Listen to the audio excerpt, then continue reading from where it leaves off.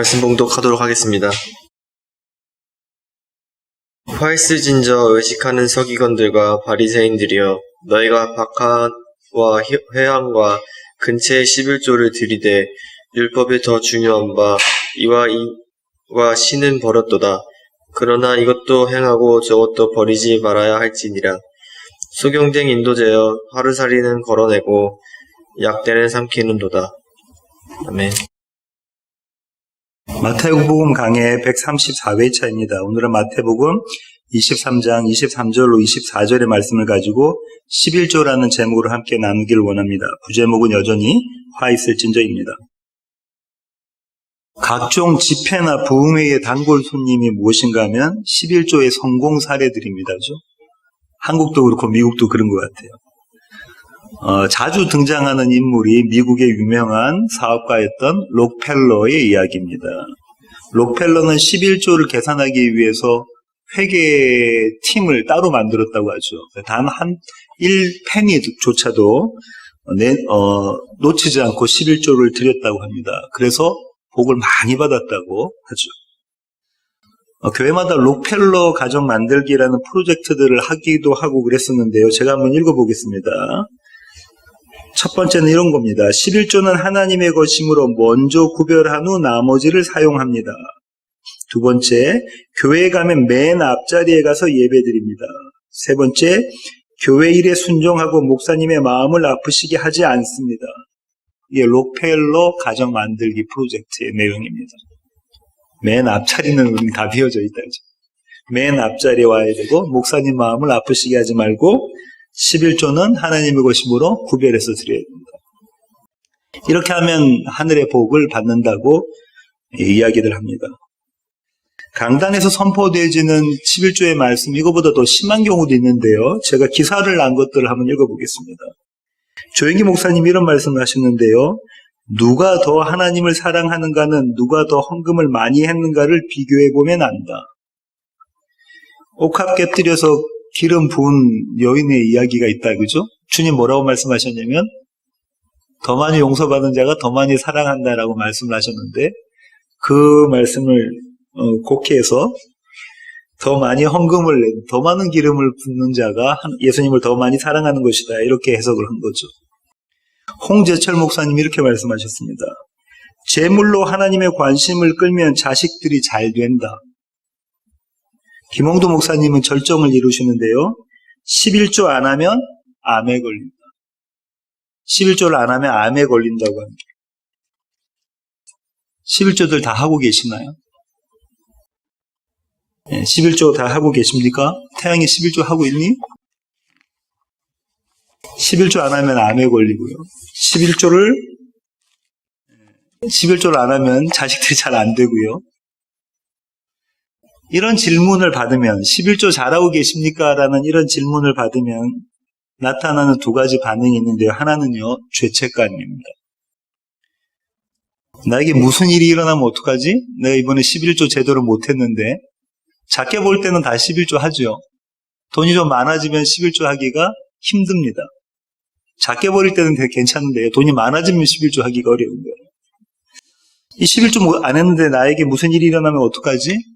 내가 입술로는 주님을 사랑한다고 하면서 11조도 못하고 있네. 이런 자책감, 죄책감이 들죠. 다른 한편으로는 어떤 반응이 드냐면요. 11조를 잘하는 사람은요. 나는 11조를 지켰다라는 자기 의의가 생깁니다. 어떻게 집사가 돼서 장로가 돼서 11조를 안 지킬 수가 있어? 그거는 나일롱 집사고 나일롱 장로지. 이렇게 이야기했던 사람이 누구냐면 성전 마당의 바리새인이었죠. 오늘 설교는 매우 민감한 주제인 11조에 관한 것입니다. 오늘 태양이가 읽었던 이 본문을요, 신학자들은 이렇게 해석하고 적용하는데요. 루이스 바비엘이라는 신학자는 이렇게 이야기합니다. 제가 한번 읽어보겠습니다. 11조의 행위가 중요하지 않다는 것이 아니라 더 중요한 것을 놓친 것이 문제이다. 구렌츠 오스본이라는 신학자는 이렇게 이야기합니다. 예수님은 바리새인들이 드린 11조의 행위를 방해하지 않으셨다. 그들의 행위, 다시 말하면 11조를 드리는 행위만큼 그들은 이웃을 사랑했어야 한다. 이렇게 해석하는 이유가 23절 하반절이 있습니다. 이것도 행하고 저것도 버리지 말아야 할지니라. 뭐라고요? 이것도 행하고 저것도 버리지 말아야 된다. 11조도 하고 나머지 다른 이웃사랑의 일들도 해야 된다. 이 말씀에 근거해서 이 신학자들은 이렇게 이야기하는 거죠. 그래서 오스본이라는 신학자는 아주 흥미있는 해석을 제시하는데 이렇습니다. 이것은 주님께서 이전에 말씀하셨던 두 계명을 실천하는 것인데 11조는 곧 믿음이고 믿음은 곧 하나님의 사랑이다. 그 다음에 더 중요한 율법, 동일하게 중요하다고 이분은 해석하는데요. 동일하게 중요한 율법은 정의와 긍휼이다. 이것은 이웃사랑이다. 그러니까 주님은 지금 이웃사랑도 하고 하나님 사랑, 11조도 제대로 하고 또 정의와 긍휼을 베풀어야 한다. 이웃사랑도 제대로 해야 된다. 이렇게 이야기하시는 것이다 라고 해석을 합니다. 이런 이분법적인 해석이 과연 맞는 것일까? 이 말씀이, 이 구절이 이런 말씀일까를 살펴보도록 하겠습니다. 당시 유대의 사회에서의 11조는요, 이렇게 행해졌습니다. 장제일 목사님 말씀하셨는데요. 품목마다 정해진 기간이 있어요. 품목마다 정해진 기간이 있어서 그 기간에 생산된 모든 것의 10분의 1을 드리는 겁니다. 동물은 동물대로 따로, 열매는, 나무의 열매는 나무의 열매대로 따로, 또 오늘 본문에 나와 있는 것처럼 박하, 회양, 근체 이거 전부 다 뭐냐면 향신료거든요. 양념한 향신료. 그런 것들도 또 따로. 11조 관리는 누가 했냐면 이스라엘 사회에서 여자들이 했습니다. 아내들이 한 거예요. 아내들의 책무는 뭐냐면 10분의 1을 딱 떼어놓고 나머지를 가지고 남편을 먹이고 또 자녀들을 먹여야 되는, 가족을 먹여야 되는 책무가 여자애들에게 있었어요. 만약에 이 아내가 11조를 떼어놓지 못하고 깜빡하고 11조를 떼어놓지 않고 무언가를 이렇게 가족들을 봉양했다면 이건 이혼 사유가 됩니다. 이혼 사유가 됩니다. 11조를 드리는 것으로 하나님의 사람이라고 인정했어요. 서로가. 그렇게 인정받았고 그렇게 알고 있었습니다. 이들이 그렇게 11조에 철저하고 특별히 바리새인들이 11조에 철저했던 이유가 나와 있는데요. 그 이유가 말라기 3장 8절부터 10절입니다. 사람이 어찌 하나님의 것을 도둑질하겠느냐. 그러나 너희는 나의 것을 도둑질하고도 말하기를 우리가 어떻게 주의 것을 도둑질하였나이까 하는도다. 이는 곧 11조와 봉헌물이라. 너희 곧 온 나라가 나의 것을 도둑질하였으므로 너희가 저주를 받았느니라. 하나님께서 지금 뭐라고 이 선지자를 통해서 말씀하고 계시냐면 이스라엘이 저주받은 이유가 뭐라고 그러죠? 11조를 떼먹었기 때문에 저주받았다라고 말씀하고 계시는 겁니다. 이 저주가 뭐냐면 바벨론 포로 생활이었던 거예요. 그래서 이들은 바벨론에서 돌아와서 성벽을 쌓고 성전을 재건하고 난 다음에 가장 잘했고 열심히 했던 일이 뭡니까? 율법을 지키는 일이고 그 중에서도 11조 생활을 하는 겁니다. 그러니까 지금 양념까지도 11조를 드렸다는 거예요. 양념까지도. 이렇게 11조 생활을 철저히 지킨 겁니다. 그럴만 하지 않습니까? 하나님께서 말라기 선지자를 통해서 그렇게 말씀하셨으니까 그럴만 하죠. 그러면 성경이 말하는 11조가 이런 이야기인가 한번 쭉 살펴보도록 하겠습니다. 11조라는 얘기가 성경에 처음 나온 곳이 어딜까요? 저와 여러분 이미 배웠는데요. 창세기입니다.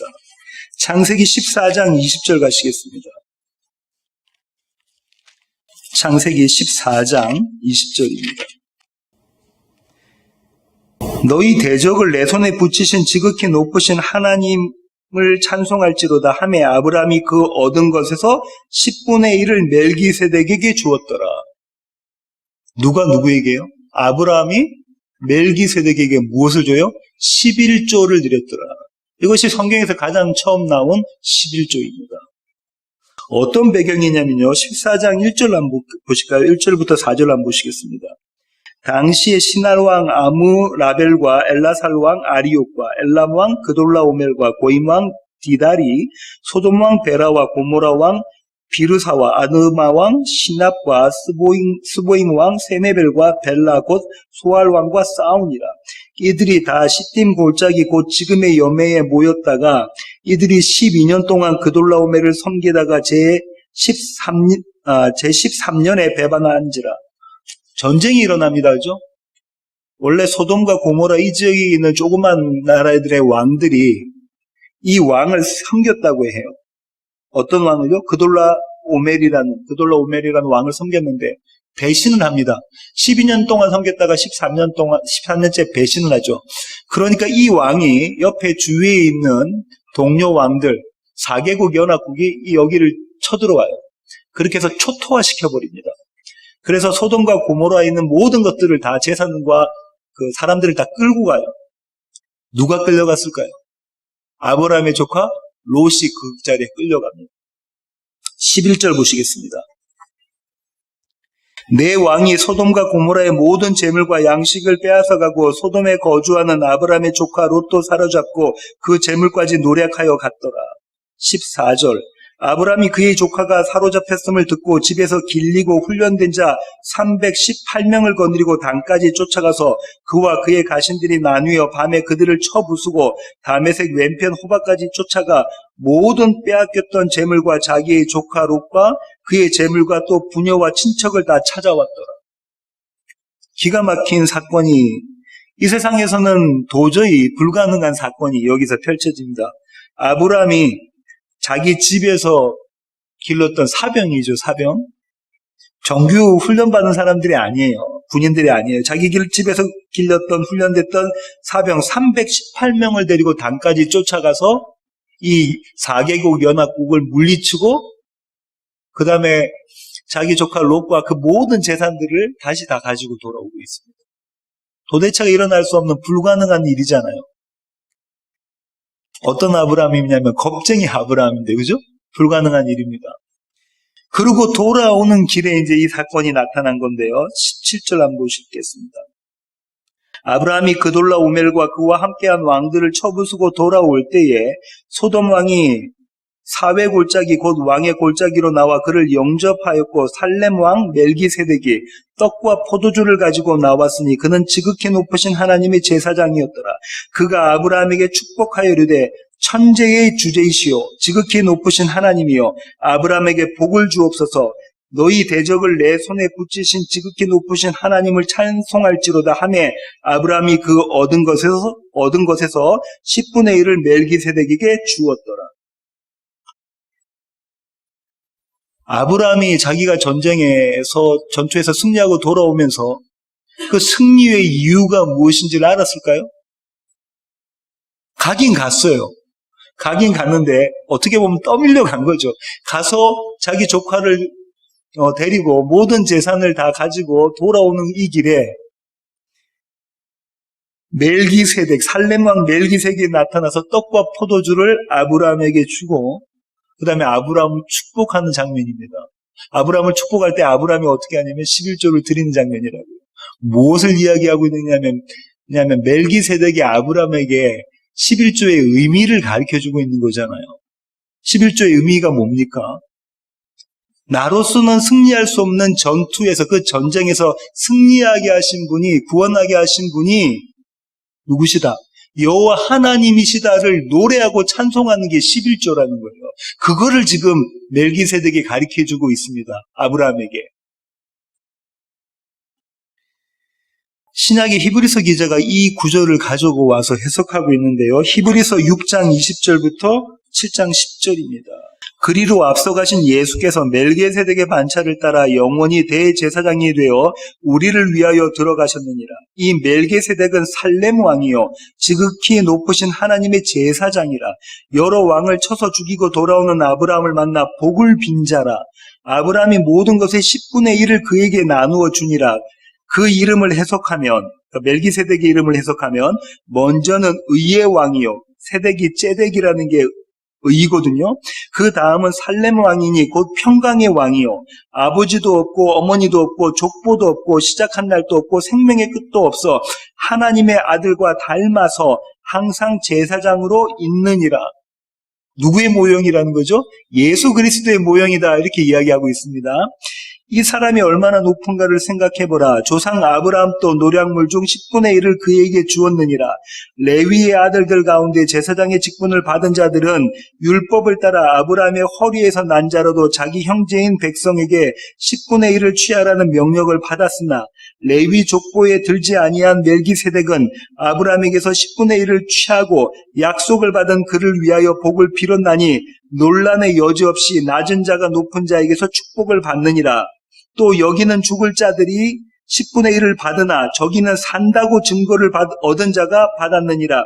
또한 10분의 1을 받는 레위도 아브라함으로 말미암아 10분의 1을 바쳤다고 할 수 있으니 이는 멜기세덱이 아브라함을 만날 때에 레위는 이미 자기 조상의 허리에 있었습니다. 지금 무슨 이야기하고 있냐면 아브라함이 누구에게 멜기세덱에게 10분의 1을 바쳤다는 거잖아요. 11조를요.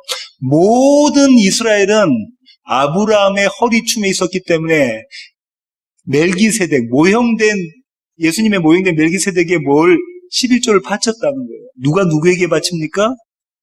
이스라엘이, 교회가 예수님께 11조를 바치는 모습이다. 이렇게 글이 이야기하고 있습니다. 11조를 바치는 모습과 동시에 높으신 분이 낮은 자에게 복을 내려주는 것이다. 이렇게 이야기하고 있습니다.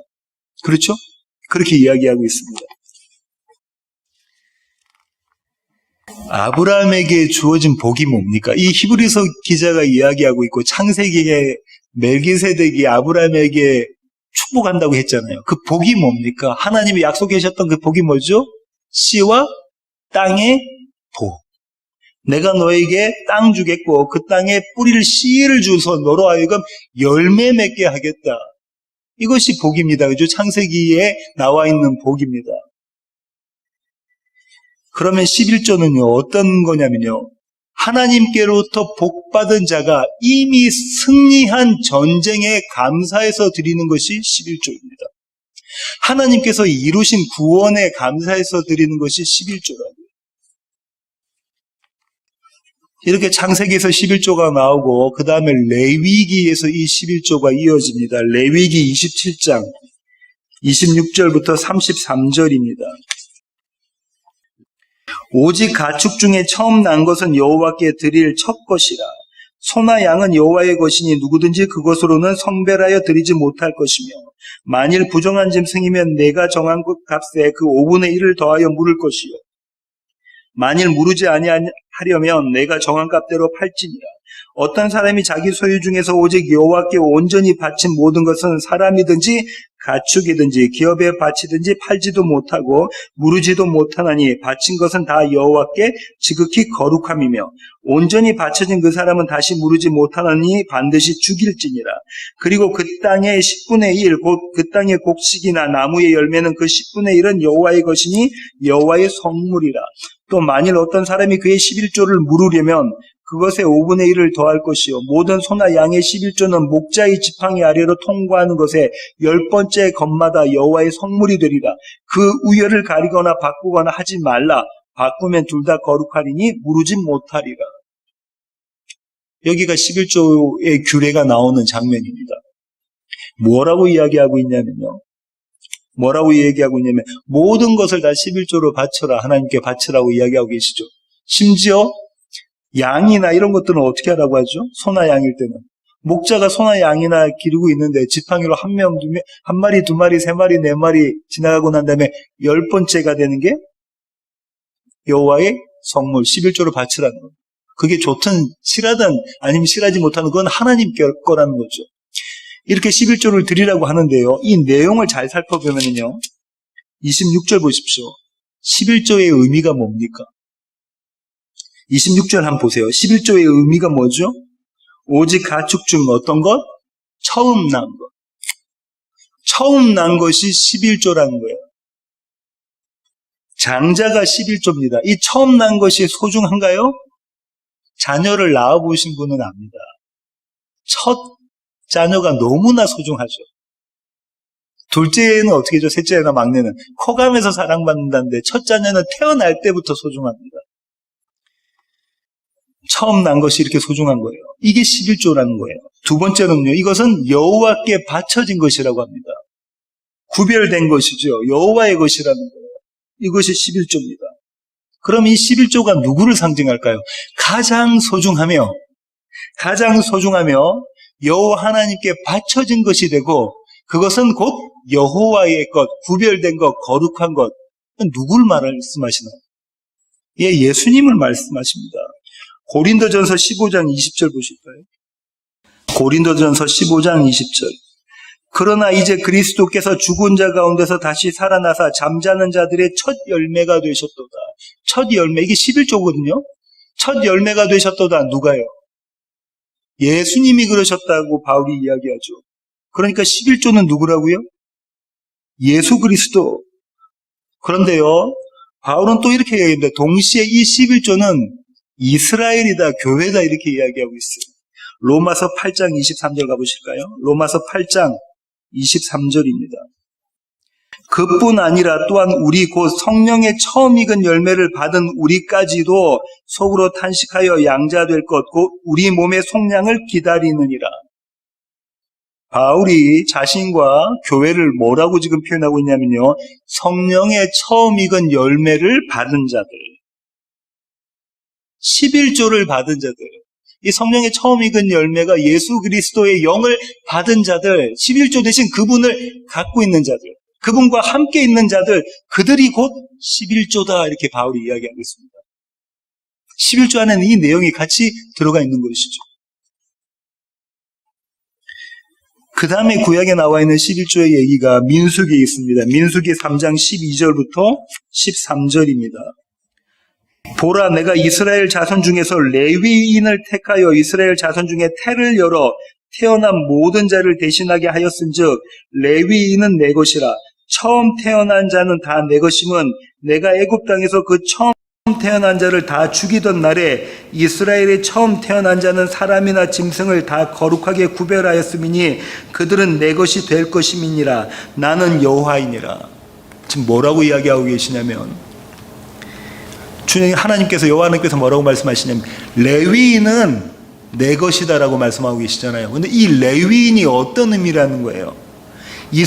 모든 이스라엘의 첫 열매에 이스라엘 사람들이 첫 아들을 낳으면 누구에게 바쳐야 됩니까? 여호와께 바쳐야 되는데, 그 여호와께 바치는 것을 대속해주는 사람들이 레위인이라는 거예요. 그래서 그들은 그들의 수입의 10분의 1을 레위인에게 바친 거예요. 레위인은 일을 안 하고 하나님의 성전에서만 일을 하는 거죠. 그러면 여기 어떤 개념이 있냐면, 레위인의 개념 안에 어떤 의미가 담겨져 있냐면, 이스라엘의 11조가 되는 자들이 레위인이라는 거예요. 그죠? 근데 이 이스라엘 사람들의 첫 아들, 첫 소산물, 이게 어떤 개념에서 나왔다고 그러죠? 지금 어떻게 주님께서 말씀하고 계십니까? 출애굽의 구원 사역에서 하나님께서 하셨던 일이, 어린 양의 피를 바른, 문지방의 어린 양의 피를 바른 집이 아닌 집집마다 첫 아들, 첫 소산물들은 다 어떻게 됐습니까? 죽었어요. 사망 가운데 있는 거예요. 그냥 심판 가운데 있는 거예요. 저주 가운데 있는 거예요. 근데 어린 양의 피가 발라진 그 집의 첫 아들은 죽지 않았다는 거죠. 이게 레위인의 의미고요. 이게 11조의 의미입니다. 하나님이 구원하시는 자, 그들이 하나님께 드려지는, 감사로 드려지는 그것이 곧, 경배로 드려지는 그것이 곧 11조라는 거예요. 이 레위인들의 역할을 한번 보겠습니다. 민수기 9장 14절부터 19절, 민수기 9장 14절부터 19절. 너는 이같이 이스라엘 자손 중에서 레위인을 구별하라. 그리하면 그들이 내게 속할 것이라. 내가 그들을 정결하게 하여 요제로 드린 후에 그들이 회막에 들어가서 봉사할 것이니라. 그들은 이스라엘 자손 중에서 내게 온전히 드린 바 된 자라. 이스라엘 자손 중 모든 초태생 곧 모든 처음 태어난 자 대신 내가 그들을 취하였나니, 대속이 개념이 여기 들어가 있습니다.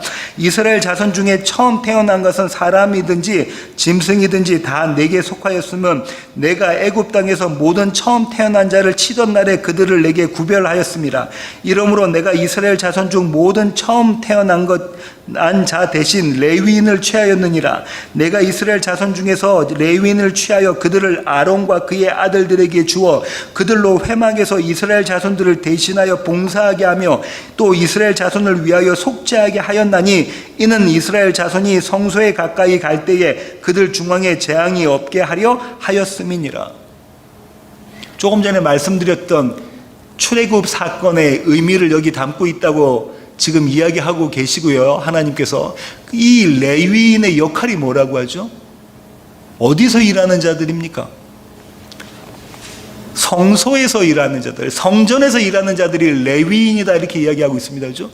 누구를 위해, 이스라엘을 위해서 성전에서 일하는 자들이 레위인이다 이렇게 말씀하고 계시잖아요. 성전은 뭐 하는 데입니까? 어린 양을 잡아서, 소를 잡아서, 비둘기를 잡아서 이스라엘의 죄를 속죄하는 자리가 성전입니다. 그죠? 그 일을 하는 자들이 레위인입니다. 그 일은 어떤 개념이라고 말씀드렸죠? 제가 지난 시간에도 말씀드렸고 여러 번 누차 말씀드렸던 거죠. 출애굽기 32장 가시겠습니다. 성전 일이라는 것은 과연, 성전에서 봉사하는 일이라는 것은 과연 무엇인가? 성전에서 헌신하는 것은 과연 무엇인가를 찾아보겠습니다. 출애굽기 32장 25절. 모세가 본즉 백성이 방제하니 이는 아론이 그들을 방제하게 하여 원수에게 조롱거리가 되게 하였습니다. 이에 모세가 진문에 서서 이르되 누구든지 여호와의 편에 있는 자는 내게로 나오라 하매 레위 자손이 다 모여 그에게로 가는지라. 모세가 그들에게 이르되 이스라엘 하나님 여호와께서 이렇게 말씀하시기를 너희는 각각 허리에 칼을 차고 진 이문에서 저 문까지 왕래하며 각 사람이 그 형제를, 각 사람이 자기 친구를, 각 사람이 자기의 이웃을 죽이라 하셨느니라. 레위 자손이 모세의 말대로 행하며 이날에 백성 중에 3,000명 가량이 죽임을 당하니라. 모세가 이르되 각 사람이 자기의 아들과 자기의 형제를 쳤으니 오늘 여호와께 헌신하게 되었느니라. 그가 오늘 너에게 복을 내리시리라. 이 일이 레위인이 하는 일이에요. 어디서? 성전에서요. 이 일이 레위인들이 성전에서 하는 일입니다. 어떤 일?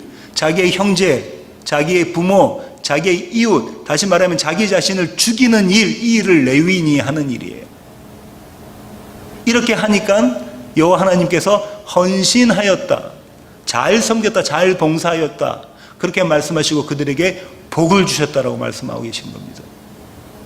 이것이 11조의 개념입니다. 그 다음에 또 구약에서는 11조를 뭐라고 이야기하고 있냐면 신명기 14장 28절부터 29절입니다. 신명기 14장. 매 3년 끝에 그의 소산의 10분의 1을 다 내어 내 성읍에 저축하여 너희 중에 분깃이나 기업이 없는 레위인과 내 성중에 거류하는 객과 및 고아와 과부들이 와서 먹고 배부르게 하라. 그리하면 내 하나님 여호와께서 내 손으로 하는 범사에 내게 복을 주시리라. 11조를 내서 누구를 섬기라고 하죠? 레위인을 섬기고 또요, 고아와 과부를 섬겨라. 이것이 11조의 목적이다 이렇게 이야기하고 계시네요. 고아와 과부와 레위인을 배부르게 하는 것, 그것이 11조입니다.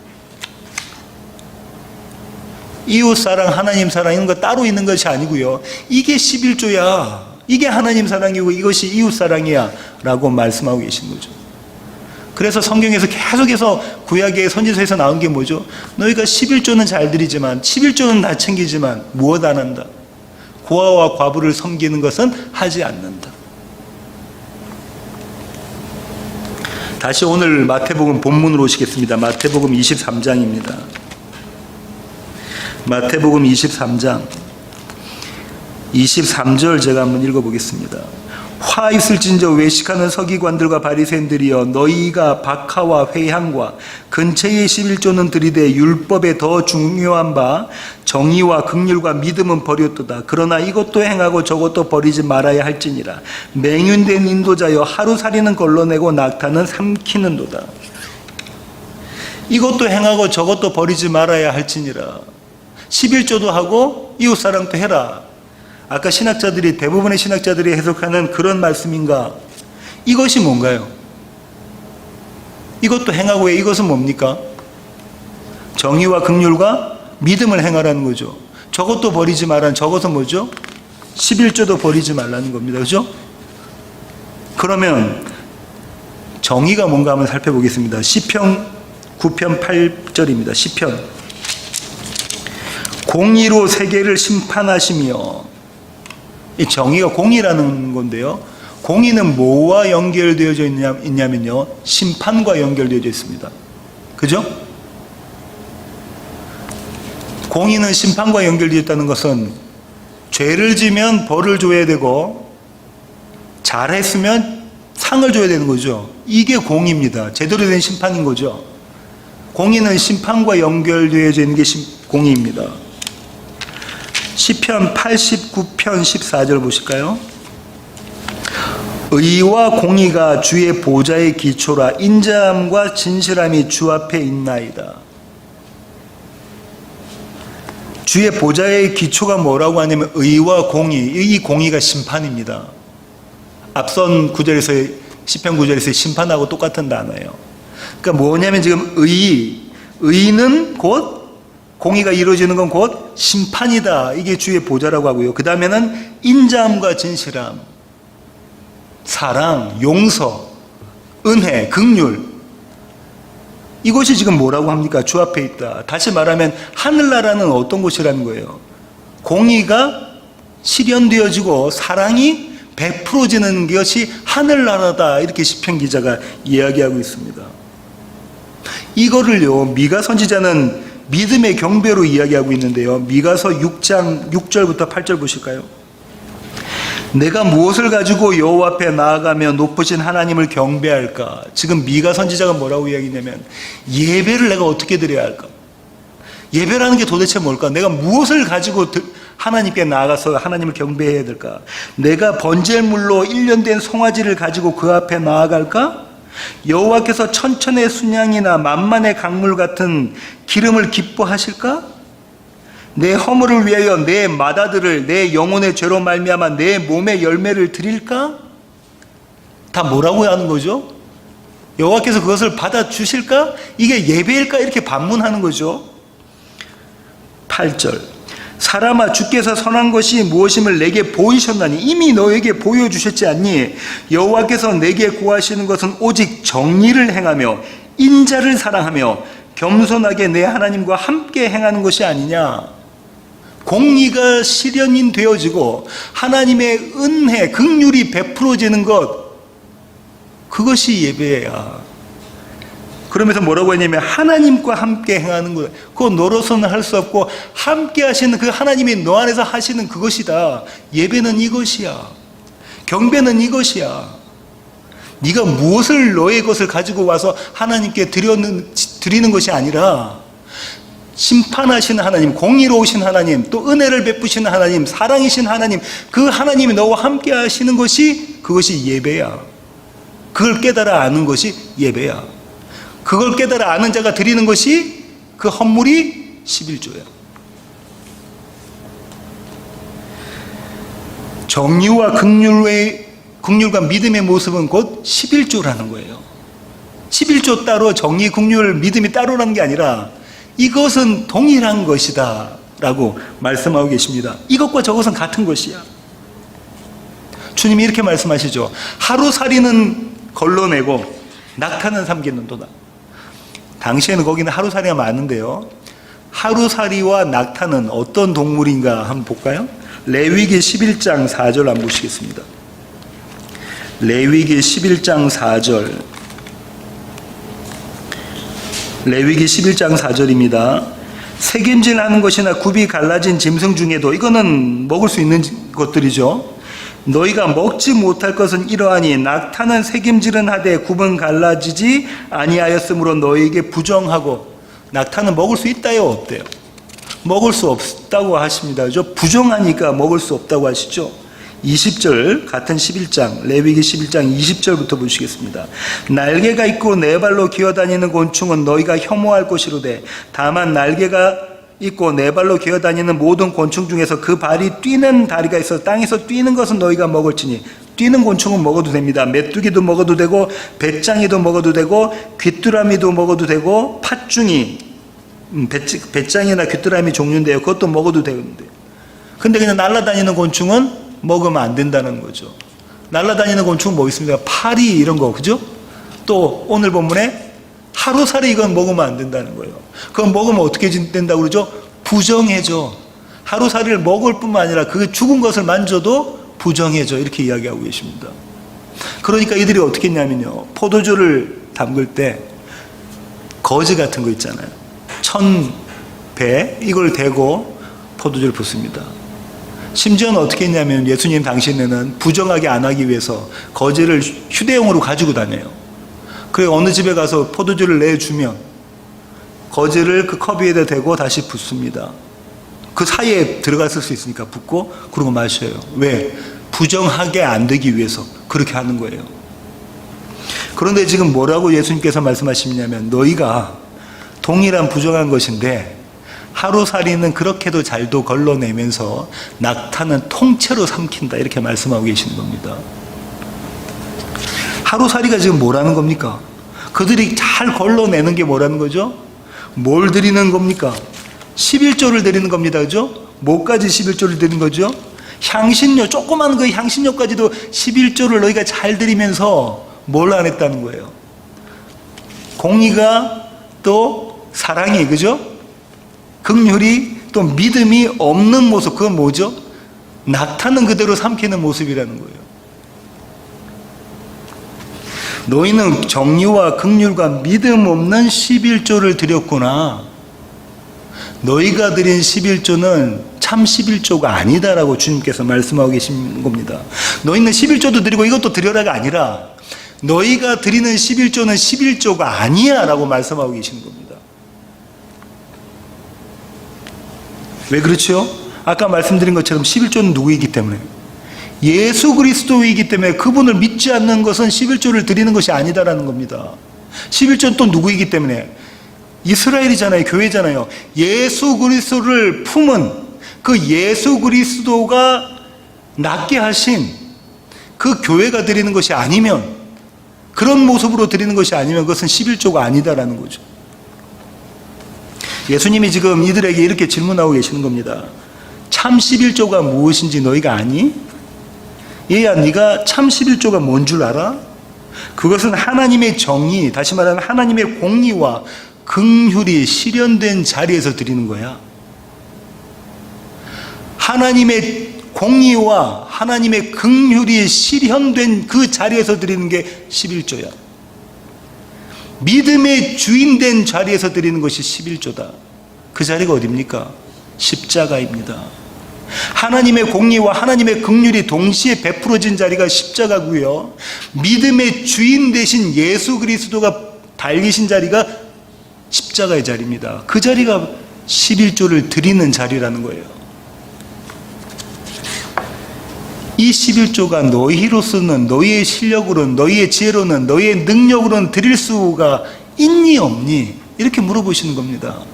그들은 뭐라고 생각했죠? 그들의 실력으로 충분히 드릴 수 있다고 생각합니다. 아니요, 그들의 실력으로는 드릴 수가 없어요. 오직 예수 그리스도의 능력으로만 드릴 수 있는 것이 11조입니다. 신약 성경에서는 11조가 총 4번 나옵니다. 오늘 본문에서 나오고요. 누가복음 11장에서 오늘 본문과 병행된 본문, 똑같은 사건에서 또 11조가 나와요. 그럼 그건 한 사건이라고 보고요. 나머지 2군데서 11조가 더 나옵니다. 누가복음 18장 12절. 누가복음 18장 12절. 나는 일일에 2번씩 금식하고 또 소득의 11조를 드리나이다 하고, 누가 했단 말이죠? 성전 마당에 바리새인이 누구를 쳐다보면서, 세리를 쳐다보면서 그를 정죄하면서 심판하면서 했던 이야기가 이거죠.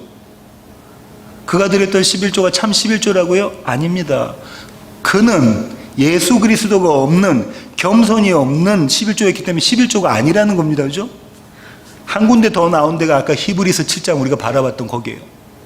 그럼 신약 성경에서는 이 11조 외에는 그 다음부터 11조라는 내용이 단 한 번도 안 나옵니다. 다 뭐라고 나오냐면요, 연보라는 단어로 나와요. 연보라는 단어. 로마서 15장 26절부터 28절 보실까요? 로마서 15장 26절부터 28절입니다. 이는 마게도냐와 아가야 사람들이 예루살렘 성도 중 가난한 자들을 위하여 기쁘게 얼마를 연보하였습니다. 저희가 기뻐서 하였거니와 또한 저희는 그들에게 빚진 자니 만일 이방인들이 그들의 영적인 것을 나눠 가졌으면 육적인 것을 그들을 섬기는 것이 마땅하니라. 그러므로 내가 이 일을 마치고 그 열매를 그들에게 확증한 후에 너희에게 들렀다가 서반으로 가리라. 연보라는 단어가 여기서 나오죠. 어떻게 드렸다고 하죠? 기쁘게 드렸다. 누구를 위해서 드렸다고 하죠? 가난한 자들을 위해서. 구약 성경에서 누구를 위해서 드린 거하고 똑같습니까? 고아와 과부를 위해서 드린 것. 고린도전서 16장 1절로 2절. 고린도전서 16장 1절로 2절입니다. 성도를 위하는 연보에 관하여는 내가 갈라디아 교회를 명한 것과 같이 너희도 그렇게 하라. 매주 첫날에 너희 각 사람이 수입에 따라 모아두어서 내가 갈 때에 연보를 하지 않게 하라. 매주 첫날이면 언제냐면 주일입니다. 주일날 수입에 따라서 드려라. 내가 갈 때 그때 급하게 그냥 끄집어내고 하지 말고 미리 규칙적으로 계획적으로 연보를 드리라고 하고 있습니다. 또 볼까요? 고린도 후서 8장 2절. 고린도 후서 8장 2절. 환난의 많은 시련 가운데서 그들의 넘치는 기쁨과 극심한 가난이 그들의 풍성한 연보를 넘치도록 하게 하였느니라. 대단한 역설이 여기에 들어 있습니다. 그죠? 뭐라고 하냐면요. 환난의 많은 시련 가운데서 그들의 넘치는 기쁨과, 그 다음에 중요한데요. 극심한 가난이 그들의 풍성한 연보를 넘치도록 하게 하였느니라. 그들이 어땠다죠? 그들이 가난했는데 그 가난함이 풍성한 연보를 드렸다고 지금 바울이 이야기를 하고 있어요. 신약 성경에서 말하는 연보는 이런 거라는 겁니다. 한 군데 더 보겠습니다. 고린도 후서 9장 5절부터 7절. 9장 5절부터 7절. 그러므로 내가 이 형제들로 먼저 너희에게 가서 너희가 전에 약속한 연보를 미리 준비하게 하도록 권면하는 것이 필요한 줄 생각하였노니 이렇게 준비하여야 참 연보답고 억지가 아니니라. 이것이 곧 적게 심는 자는 적게 거두고 많이 심는 자는 많이 거둔다 하는 말이로다. 각각 그 마음에 정한 대로 할 것이요 인색함으로나 억지로 하지 말지니 하나님은 즐겨내는 자를 사랑하시느니라. 잘 이해하셔야 되는데 이 구절들을요. 지금 어떻게 이야기하고 있냐면, 자 보십시오. 신약에서는 11조가 없습니다. 연보가 있습니다 하면 어떻게 하죠? 그럼 11조 안 드려도 되네? 지금까지 11조? 내가 괜히 드렸네? 이제 예수님께서 그렇게 말씀하시고 사도들이 그렇게 말하니까 11조 안 해도 돼. 이게 사람의 마음이라는 거예요. 사람의 마음. 그죠? 그런데 지금까지 바울이 썼던 내용들을 읽어보면 구약의 11조와 신약의 연보가 다릅니까? 같습니까? 똑같습니다. 다르지가 않다고요. 똑같은 내용입니다. 똑같은 내용의 이야기를 지금 하고 있습니다. 어떻게 이야기하고 있냐면 모일 때에 규칙적으로 매 주일날 첫날에 연보를 드려라. 또 자발적으로 드려라. 그리고 또 인색함으로 드지 말고 풍성함으로 드려라. 없는 가운데서도 풍성함으로 드려라. 이것이 곧 연보고 11조다. 이렇게 이야기하고 있습니다. 바울이. 이 연보, 이 11조 우리로서 드릴 수 있을까요? 매 드릴 때마다 아깝지 않겠습니까? 주님이 아니고서는 할 수 없는 것이 연보고 11조라는 거예요. 주님께서 주시는 기쁨과 즐거움과 감사함이 아니고서는 할 수 없는 것이 11조와 연보라는 거예요. 전쟁에서 승리하고 집안에 기르던 사병 몇 명 데리고 가서 4개국 연합국을 물찌르고 돌아오면서 이거 도대체 어떻게 이런 일이 일어났지? 그러면서 돌아오면서 드렸던 것이 11조라는 겁니다. 그것이 연보라는 거예요. 그러니까 주님이 아니고서는 할 수 없는 것이 11조고 연보라는 겁니다. 설교의 결론을 맺겠는데요. 온전한 11조를 말라기 기자가 이야기하고 있는데요. 온전한 11조를 보겠습니다. 말라기 3장 7절부터 10절, 아까 읽었던 말씀입니다. 말라기 3장 7절부터 10절까지인데요. 8절부터 제가 다시 한번 읽어보겠습니다. 10절까지만. 사람이 어찌 하나님의 것을 도둑질하겠느냐. 그러나 너희는 나의 것을 도둑질하고도 말하기를 우리가 어떻게 주의 것을 도둑질하였나이까 하는도다. 이는 곧 11조와 봉헌물이라. 너희 곧 온 나라가 나의 것을 도둑질하였으므로 너희가 저주를 받았느니라. 만군의 여호와가 이르노라. 너희의 온전한 11조를 창고에 들여 나의 집에 양식이 있게 하고 그것으로 나를 시험하여 내가 하늘 문을 열고 너희에게 복을 쌓을 곳이 없도록 붙지 아니하나 보라. 11조가 복의 통로입니까? 예, 맞습니다. 그 복이 무언가가 중요한 거죠. 11조가 복의 통로예요. 근데 그 복이 무언가가 중요한 거죠. 주님 뭐라고 말씀하시냐면 11조를 도둑질하면 어떻게 된대요? 너희가 11조를 도둑질해서 심판받았다, 저주받았다라고 이야기하고 계십니다. 그죠? 그 저주가 말라기서 4장 마지막 절에 나옵니다. 그가 아버지의 마음을 자녀에게로 돌이키게 하고 자녀들의 마음을 그들의 아버지에게로 돌이키게 하리라. 돌이키지 아니하면 두렵건대 내가 와서 저주로 그 땅을 칠까 하노라 하시니라. 말라기서의 맨 마지막 히브리어 단어가 뭐라고요? 저주입니다. 저주. 우리는 이렇게 번역 어순이 이렇게 되지만 맨 마지막 단어가 저주예요. 그리고 400년 동안 말씀이 없었던 신구약 중반기 암흑시대가 있습니다. 말씀이 없는 시간이 어둠이라고 상징적으로 보여주시고 계시는 거거든요. 누구에게 저주하신다고 하죠? 누구에게 저주를 하신다고 하세요? 예수 그리스도를 믿지 않고 아버지께로 돌아오지 않는 자들을 저주하신다고 하는 거죠. 그런데 아까 말라기서 3장에서는 너희가 11조 바치지 않으면 저주하겠다. 이거 두 개를 묶어보면 어떻게 됩니까? 예수 그리스도를 믿지 않는 것이 곧 11조 하지 않는 것이다라는 거예요. 그분으로 드리는 것이 아니면 곧 11조가 아니다라고 주님께서 말씀하고 계시는 겁니다. 그러면 그분으로 드리는 11조를 하는 자들에게는 하늘에서부터 쏟아지는 그 복은 뭘까요? 예수 그리스도입니다.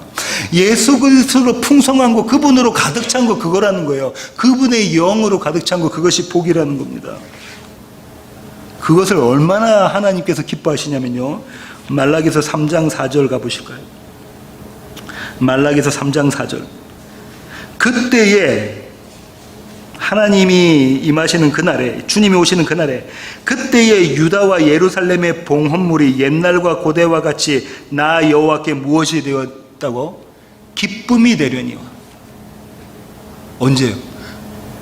주님이 오시는 날, 주의 날에 드리는 그 11조와 봉헌물이, 그 연보가 하나님께, 여호와 하나님께 기쁨이 된다는 겁니다. 누구를 드리는 것이? 예수를 드리는 것이 그렇다는 거죠. 그래서 어디에서는 신약 성경에서는 11조가 이제 안 나오니까 연보를 쓰자고 하고요. 연보라는 용어를 쓰자고 하고요. 또 11조를 내는 것이 바람직하지 않다. 신약 성경은 그렇게 이야기하고 있지 않다라고 이야기하면 이단시 취급받습니다. 저는요, 이 연보라는 단어보다 이 11조라는 단어가 너무 좋습니다. 우리 교회에서 드리는 모든 것은 그래서 제가 11조라고 이야기합니다. 이런 질문을 여러분께 한번 드려볼게요. 한 끼 먹을 것이 없는 중에 11조나 연보를 드리는 것이 맞습니까? 아니면 드리지 않는 것이 맞습니까? 강호천 집사님, 한 끼도 먹을 것이 없는 그런 형편에, 재정적인 형편에 있는 사람이 11조를 드리는 게 맞습니까? 아니면 드리지 않는 게 맞습니까? 어려운 질문인데요, 그죠? 드리는 게 맞나요? 아니면 안 드리는 게 맞나요? 지금까지 제가 쫙 11조에 대해서 설명을 드렸는데. 드려요? 네. 태양아, 11조를 드리는 게 많이, 드리지 않는 게 많이? 모르겠어. 어떤 분들은 이렇게 말합니다. 믿음으로 그 11조를 드려야 해. 그렇게 드렸던 과부가 있었죠. 가진 것 전부, 구찬 중에 있었던 가진 것 전부 2렙돈을 드렸던 그 믿음을 칭찬하셨습니다. 예수님이죠. 그렇게 했던 자가 있습니다. 그래서 그런 구절들을 가지고 와서 믿음으로 11조를 반드시 드려야 해라고 결론을 냅니다. 또 어떤 분들은 이렇게 이야기합니다. 그런 11조는 드릴 수가 없다. 드릴 필요가 없다. 그냥 안 드리는 게 맞다. 교회에서는 그 자를 돕는 것이 맞다. 그들은 고아와 과부 아니냐. 두 가지가 다 맞는 이야기인데요. 가진 것 전부를 드리는 것도 11조입니다. 드릴 수 없어서 드리지 못하는 것도 11조입니다. 11조를 드리지 못하고 그 한 끼로 한 끼 가족들하고 밥을 한 끼 사 먹는 것도 그것도 11조예요. 그 안에 무엇이 있어야 된다고요? 예수 그리스도가 11조 대신 예수 그리스도가 있으면 그 두 가지가 다 11조고요. 11조 대신 예수 그리스도가 두 가지 다 빠져 있다면 두 가지 다 11조가 아닙니다. 자기 거를 아끼기 위한 11조가 안 드리는 거고요. 자기가 11조 이 상황과 환경 중에 내가 11조를 냈어 라는 자기 의를 챙기기 위한 11조입니다. 11조 대신 예수가 빠져 있습니다. 그러니 11조는요, 예수를 붙잡는 겁니다. 예수를 붙잡고 나의 형편대로 헌신하는 마음으로 드리는 것이 11조입니다. 예수가 있는 11조, 예수가 전부인 11조, 그런 11조 드리시는 세워지는 교회 모든 가족이 있기를 원합니다. 기도하시겠습니다. 주님, 그렇습니다. 하나님, 우리는 늘 하나님 앞에 무엇을 내어드리고 우리의 자랑으로 삼습니다. 무엇을 내어드리지 못하면 하나님 앞에 죄스러운 마음으로 섭니다. 이 모든 것이 주님 앞에 잘못되었다는 사실임을 저희들이 오늘 배웠습니다. 하나님, 우리는 단 한 가지도 주님 앞에 내어놓을 수 없는 자입니다.